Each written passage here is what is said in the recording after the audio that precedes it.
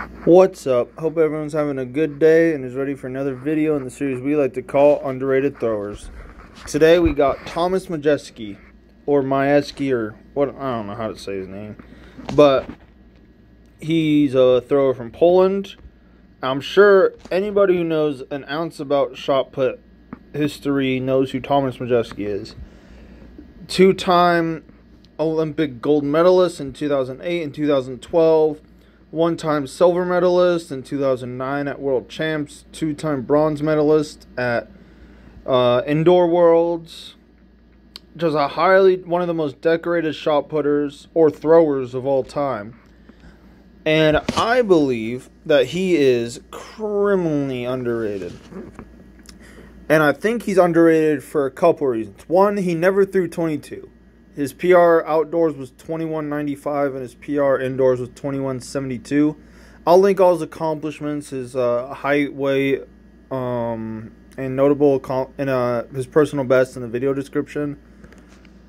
He holds the Polish indoor record and outdoor record for not national records. I think he definitely holds the indoor one.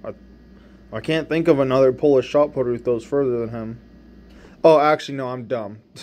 No, he probably doesn't actually hold those anymore. I totally forgot about Heretic. I think he's the Polish one now. But he was the original. So, okay, he was the original record holder. Polish national record holder for indoor and outdoor. And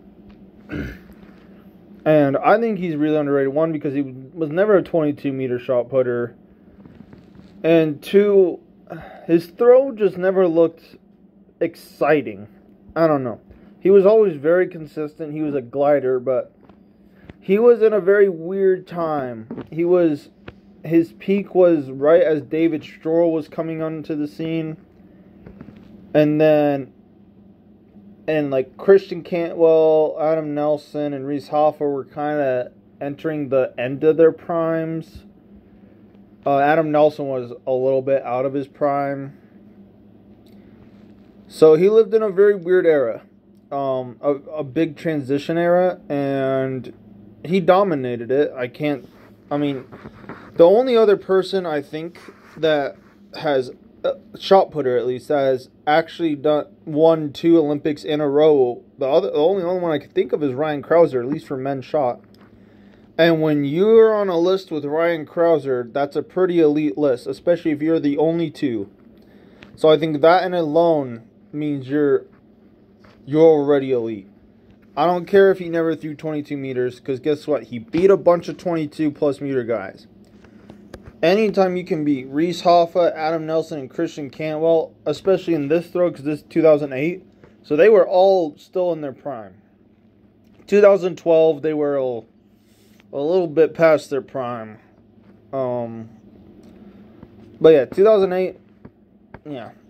And I think the other reason is, especially this throw, I think he threw like 20-something to win this Olympics in 2008.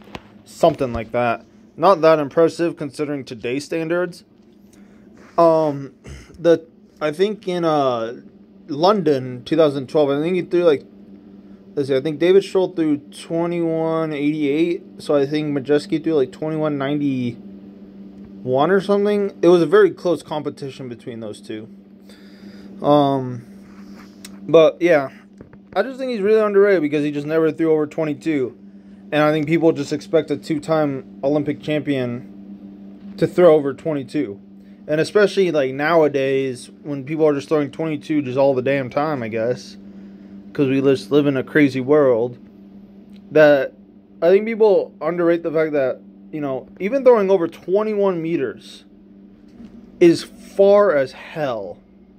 Like, there's not many people in the world that can throw over 21 meters in shot put. Alright? And especially 21.95. I mean, that's basically 22 without being 22. It's like John Godina throwing like 69, like 50 something, or like 69, like 90 something in discus. He didn't throw 70 meters, but he got as close as you're gonna get to 70 meters. It's the same kind of thing, And I mean, You know, if you don't throw 22 meters, but you're beating these 22 meter throwers, who's the better competitor? That's all I gotta say. And he is by no means my one of my favorite throwers. I personally, I never think of him, but I gotta give respect where respect's due. I mean, he's a 2-time Olympic champ in a row. So, and just dominated an era from like the late 2000s to the early 2010s. He dominated. And then David Stroll kind of kicked off, and then, you know, then Joe Kovacs came, and then it was pretty much over. But yeah. And also in London in 2012, I think he was actually kind of old then. Because I think he started, I saw videos back when he was good, like throwing over 21 since like 2005, 2006 indoors. So, I mean, that's quite a long time. So, and I think, so he's really tall. I think he's like around 6'8" or something. I think over like, 308, 308 pounds, something like that. He's tall. I think he's actually taller than Christian Cantwell. He's really tall. Really lanky. So let's just see this throw. Again, this isn't one of his like 21 meter throws. I think you do like 20 meters or something here. Well, like 20 like mid, 20 high. I don't think this was his winning throw. Actually, oh no, it was his winning throw. But, and this isn't the best positions, but I just wanted to do a throw that really nobody else analyzes. Because there have been analysis of his throws before. But they always do like, he's like 2190 something that he threw at the 2009 Worlds where he got silver, and Christian Cantwell beat him in like the last round. But I'm doing analysis of this just because I want to be original. Wow, that was cringy. Sorry. I don't know why the original thing is there, but yeah, I have no idea why that's there. But let's actually get into the analysis. So, really loaded the ground. Really like this arch back. Really like this drive off the right heel. I think he raises a little bit too much, and he kind of lets that left arm pull a little up, which I personally don't like because it allows him to open, and he lands kind of off balance. So, like, his weight's kind of falling that way. And again, he's had better technical throws than this. So, he's still very young here. So, he's here and kind of gets a little off balance there because he's pulling that left shoulder up. I personally tend to like the gliders to just keep level shoulders and just think about staying down as long as possible. So, he kind of shoots up a little there. So, he loses a little bit of that. But great action with the legs. And then this part of his throw I've never liked. I don't know. It just always looks so slow. You know, it doesn't look like a glide release. Like, it's technically perfect. Well, no, I shouldn't say technically perfect. But this long left arm and just staying in contact, like, that's what you're supposed to do. It was just always slow. Even when he threw like mid to high 21s, it just always just looks slow. He's just a big proponent of just really going way over the toe board. He had a big problem of fouling out the front. I've seen a lot of far throws of him just fouling out the front because he liked to reach. I wish I had a side view of this throw. Like, his whole body is just outside on this toe board, and he likes to just reach long over that toe board, which I personally don't like. I want you to reach over the toe board, but not as long as he did, because I think at least they're a very slow release. But he does a great job of staying with it. And another good thing that I think all elite gliders do is, so you see this right foot right here. Right here. So you'll notice, and this is a big difference between glide and rotational shot. So he gets here, opens way too early, in my opinion. So he's already open. I would prefer him to stay back here. So I prefer him to just keep in this position until his left comes down. So then he gets a little more torque. But you'll notice with his right foot how he doesn't turn it. And a lot of people think that that's a mistake. But if you see any elite glider, they never turn their foot really. It's kind of like, I equate it to jav kind of. And like you see jav throwers, they don't really turn their right foot. They kind of push forward over their left leg. So unlike rotational shot where you want to stay grounded, like if this release was for a rotational shot, this would be terrible. But because it's glide and you want to think linearly, you know what I'm saying, in a linear fashion, you don't really want to rotate it that much. You want to get your hips rotated, but you don't want to grind the ground a lot because you don't have rotational force to help you. The reason why you do that in rotational shot is because you have rotational energy going, so you can rotate really fast while doing that. But because of glide, you don't have like if you just turn your right foot and push against the ground, you can't really turn it very fast when you don't have rotational momentum and angular momentum behind you. So like if he was just to stay grounded and just turn, that would be really slow. In glide, you want to think a completely, so like rotational shot is left, right, left, left, right, left. In glide shot, that's it. You want your feet to land at the same time. So it lands a little later, but normally you want it to land at like the same time or as close to the same time as possible. Shoulders back, stay as low as possible. Get your hips turned immediately and just get the shot out of your hand. So that's why glide, it takes a very special type of athlete because you just need to be so much more explosive than rotational shot. And that's part of the reason why rotational shot was invented, is to help smaller, weaker people throw as far as gliders. Because you're able to gain a lot more momentum through the ring and you make the ring a lot bigger because you're rotating. So usually you see gliders and they're built like Tomasz Majewski. They're really tall, really lanky, not super fat. Like they don't have like big stomachs. They're lean and they're strong and they're explosive as hell, and they usually have facial hair. It's not a prerequisite, but they usually have some sort of facial hair. I don't know why, but every good glider I've ever seen, besides maybe Ulf Timmerman. You can see pictures from Al Feuerbach to Werner Gunther, Tomasz Majewski, David Stroll a little later in his career. I don't know. They just had facial hair. I don't know if that added the throw. But hey, it looks cool. So, my pro top tip to you. Grow facial hair because it adds around 2 meters to your throw. Take that tip with a grain of salt. But, I'm just saying. It's like racing stripes on a car hood. Put a racing stripe, immediately adds 500 horsepower to your car. That's all I gotta say. It's your pro tip of the day. So let's actually get to some serious stuff. So let's get back to Tomasz Majewski. So he's here and really pushes on the ground. So you want to know.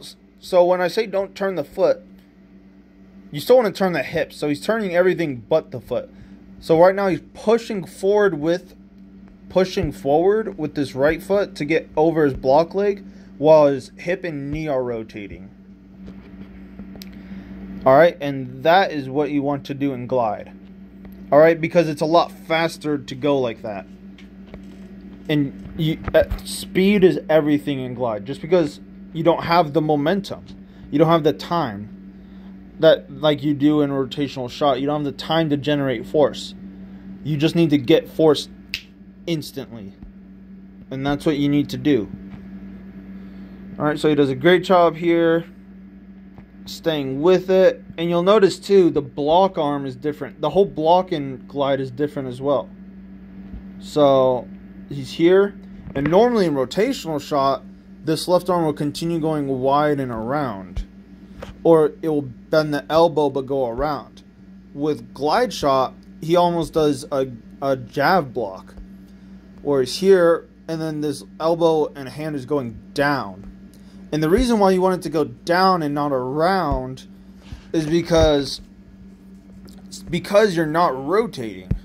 So because you're not rotating, you want to throw linearly. Oh my god, I just can't say that word. You want to throw in a linear direction. So that's why you want it to go down. The same thing in jab. Like in jab, if you were to go out and around with this left arm, you would throw the jab like a discus. And if anybody knows anything about jab, that's not a good idea. Because you're going to blow your elbow and it won't go very far. And the same thing in shot. In a glide shot, I should say. You want this to go down. Down and not around. Alright? There's not really no rotation in glide. Alright? It's very simple. So a few things to keep in mind if you're going to be a glider, most important thing, stay down. Alright? 2, drive off the heel, because that helps you stay down. Because if you're going to drive off the ball of your foot, you're going to have a tendency to stand up. Alright? And you don't want to stand up, because staying down is what keeps you on your right leg and what keeps the power back. So you have more room to actually throw. Because if you stand straight up, you just lost all your power. Alright? So stay low. Shoulders level. He's not doing a great job of this. He usually does a little better. Low.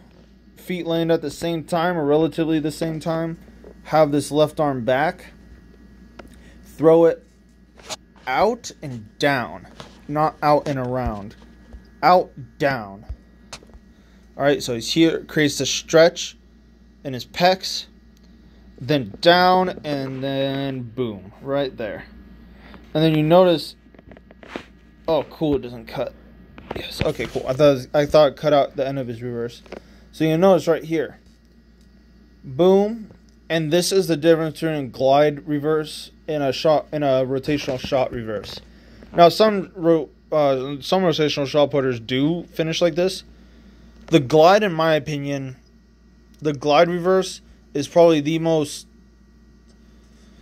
And this is why I think starting as a glider is so important.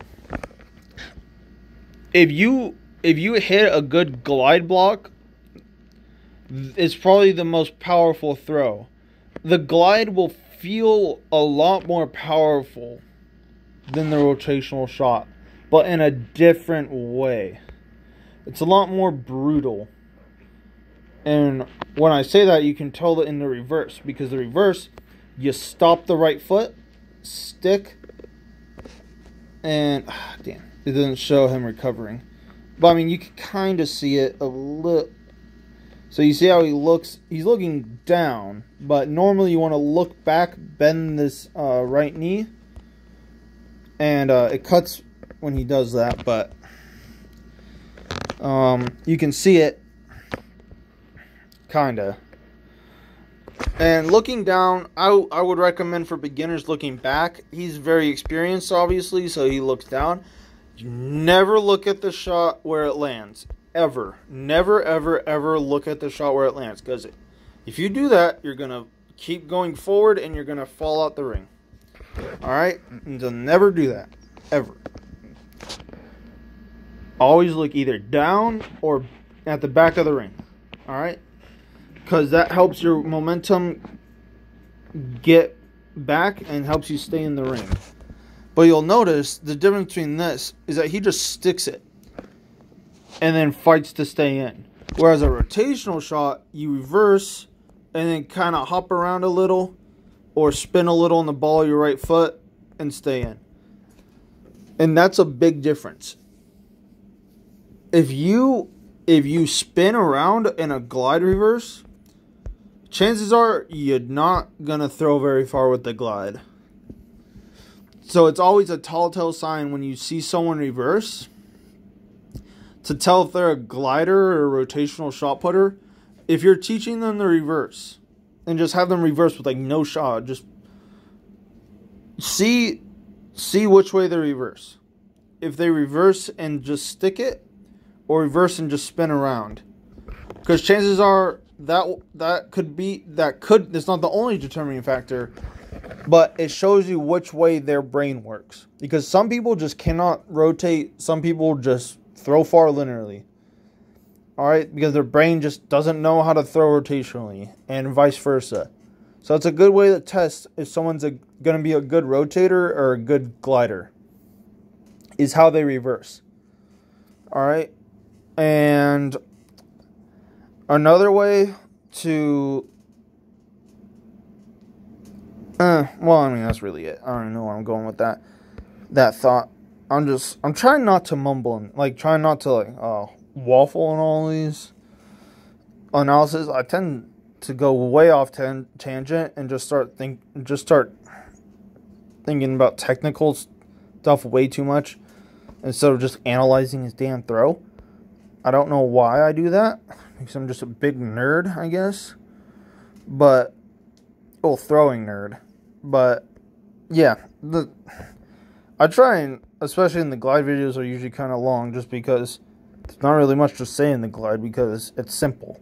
It's really about as simple as you can get, other than just doing like a stand throw. So yeah, that's really it. I mean, I'm not trying to teach you how to glide, I'm just trying to analyze, even though I kind of just taught you how to glide by accident. Whatever. But yeah, I hope you guys enjoyed this video, and yeah, look up Tomasz Majewski, and you'll be amazed at the comp he had. And I just named a couple names. He's throwing against Dylan Armstrong, Andre Miknovich, who is another 22 guy and a world champ, although he got busted and got all his medals taken away. But busted for drugs, not like an actual crime. But yeah, he's coming against a bunch of crazy good throwers. All right, so, and he beat all of them when it mattered, except the Worlds. But he beat all of them, so you gotta give him props on that. So yeah.